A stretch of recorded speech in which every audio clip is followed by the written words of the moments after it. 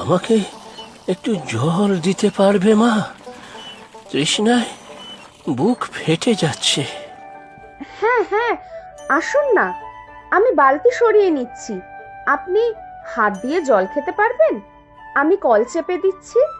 তা পারবো, দাঁড়াও, ছাতাটা একটু বন্ধ করে নেই। বুড়ো মানুষ তো, হাত পা কাঁপে। ইস, তাহলে তো জল খেতে অসুবিধাটাই হবে আপনার। তা আপনি আসুন না, এই সামনেই আমাদের বাড়ি। একটু বসে ভালো করে জল খাবেন। কাছেই বুঝি বাড়ি তোমার? আচ্ছা, চলো তাহলে। যা রোদ, একটু ভালো করে জিরিয়েও নেওয়া যাবে। আসুন আসুন কাকা বাবু, আমার সাথে আসুন।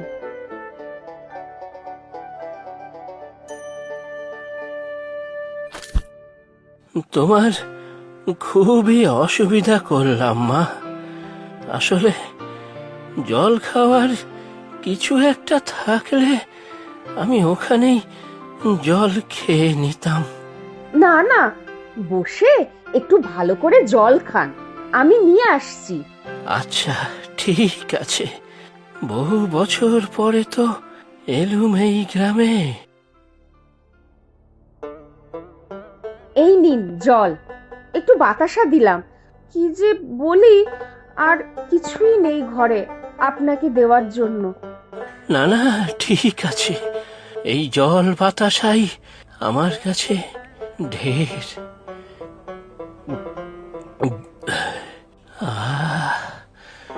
বুক জুড়িয়ে গেল।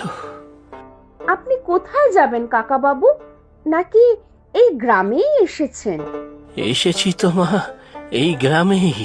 কিছু কাজ ছিল, তবে বহু বছর পর এলাম তো, বিশেষ কিছুই চিনতে পারছি নে। আচ্ছা, কাদের বাড়ি যাবেন বলুন? মিত্র বাড়ি, শ্যামাচরণ মিত্র, রাধাচরণ মিত্র, আর আর ষষ্ঠীচরণ মিত্র। মিত্র বাড়ি? শুনে তো ছিলাম এক বড়লোক বাড়ি ছিল, তারা ছিলেন মিত্র। কিন্তু যাদের সব নাম বললেন, তাদের কথা তো শুনিনি কখনো। তা চিনবে কি করে মা? তারা তো অনেক প্রাচীন, কেউ তো আর বেঁচে নেই। তবে বাড়িটা তো থাকবে নিশ্চয়ই। আপনি কাকাবাবু একটু বসুন, আমার সে তো পেছনের বাগানে কাজ করছে, এক্ষুনি আসবে ভাত খেতে। ও নিশ্চয়ই বলতে পারবে। তা তোমার পতি বুঝি চাষবাস করে? নিজেদের জমি? হ্যাঁ কাকাবাবু, এক চিলতে জমি, সেটাই যা ভরসা। তা কি নাম তার? যতীন, যতীন নস্কর। নস্কর? আশ্চর্য, তাহলে তুমি নস্কর বাড়ির বউ? এক ঘর নস্কররা তো থাকতো এই গ্রামে। আচ্ছা, আসুক সে, আমি কথা বলে নিচ্ছি। আমি ডেকে দেব তাকে? না না, এখনই আসবে তো বললে।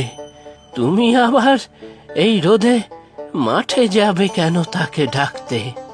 আচ্ছা, তোমার নাম কি মা? অভয়া।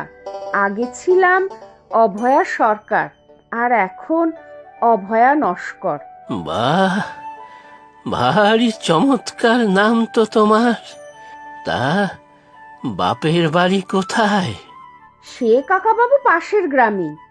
সবে 1 বছর হয়েছে বিয়ের পরে এই গ্রামে এসেছি। তা ভালো, এই গ্রামও অনেক দেখছি বদল হয়েছে। ভালো। এসেছো তুমি? এই যে, কাকাবাবুকে একটু একটা ঠিকানা বলে দাও না। ঠিকানা? কার বাড়ির ঠিকানা খুঁজছেন আপনি? মিত্র বাড়ির, শ্যামাচরণ মিত্র। হ্যাঁ হ্যাঁ, বুঝতে পেরেছি। তবে শ্যাম দাদু কিন্তু এখন আর বেঁচে নেই। হ্যাঁ, সে আমি জানি। তবে একবার আমার যেতে হবে ওই বাড়িতে। একটু যদি বলে দিতে বাবা। আচ্ছা ঠিক আছে, আমি আপনাকে পৌঁছে দেব। আমি একটা কথা বলি কাকাবাবু। হ্যাঁ মা, বলোই না। আমরা তো খুব গরিব মানুষ, তাই ঘরে খাওয়ার বেশি কিছু নেই। পান্তা ভাত আর ডালের বড়া করেছিলাম।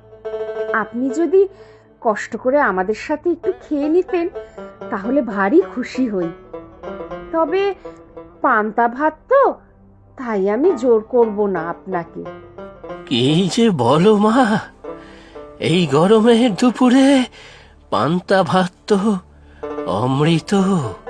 তবে আমার জন্য তোমাদের আবার আধ পেটা